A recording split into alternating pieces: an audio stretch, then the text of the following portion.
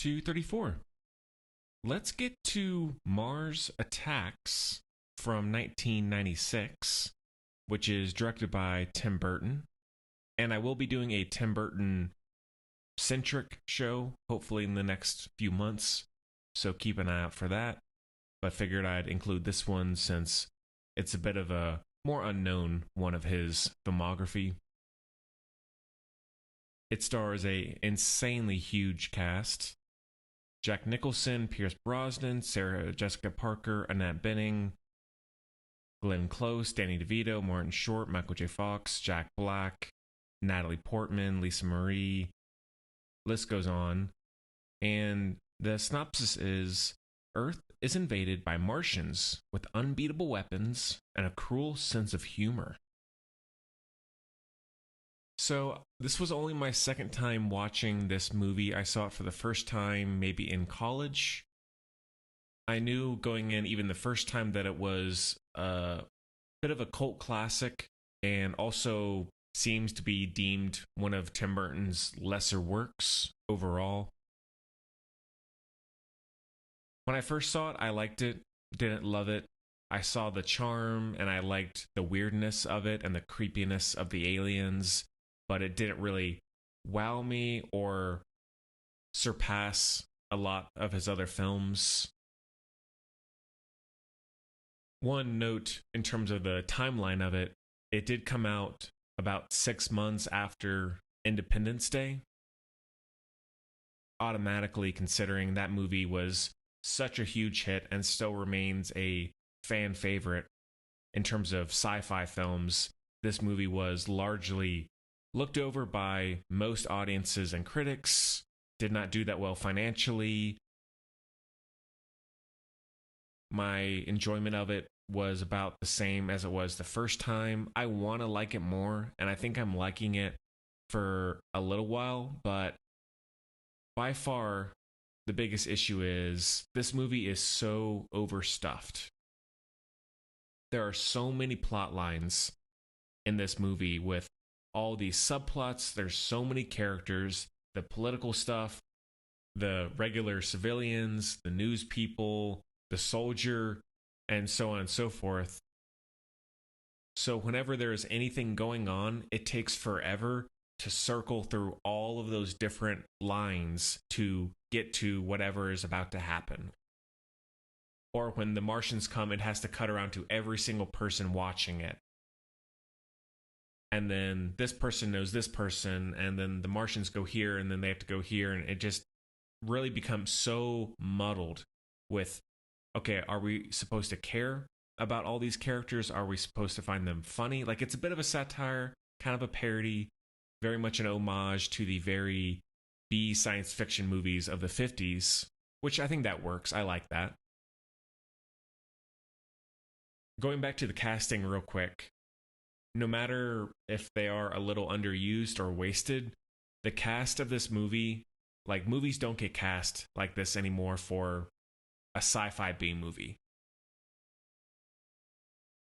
The design of the aliens, or the Martians, let's say, are very, I don't know if unique is the right word, but they're so creepy and they're so gross, and the effects are obviously terrible, but I think that's intentional and part of the charm. Probably the creepiest thing of the whole movie is when you see the Martians in basically like Speedos walking around the ship. Like, it's so ugly, but, interestingly so. Or the Martian who dresses up as the woman to trick Martin Short and then pulls off the skin when they get into the president's bedroom. The look of the blasters, and then when they blast a human and they turn to basically lava, they just melt and turn into a skeleton. That reminds me, one of the funnier scenes is when you first meet the Martians in the desert, and then everything is fine and peaceful, and then a dove flies by one of the Martians, and they take that as a threat and just start annihilating everyone.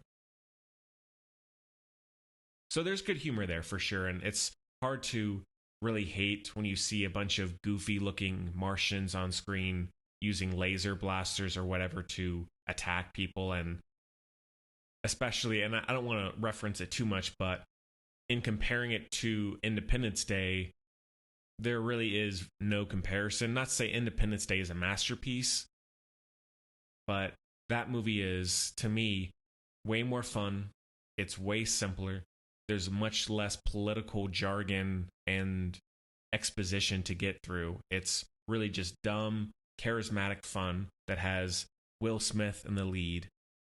And this one doesn't really know, I don't even know who the central character is. And then Independence Day has more interesting effects. Pacing is better, spectacle is better. So while I definitely don't hate this movie, and I think it's one that I'm very glad exists, because I've never really seen anything like it in modern movies that is so far out there when it comes to the alien stuff and the effects, that in that way it's unique. Sometimes for the worse, sometimes for the better.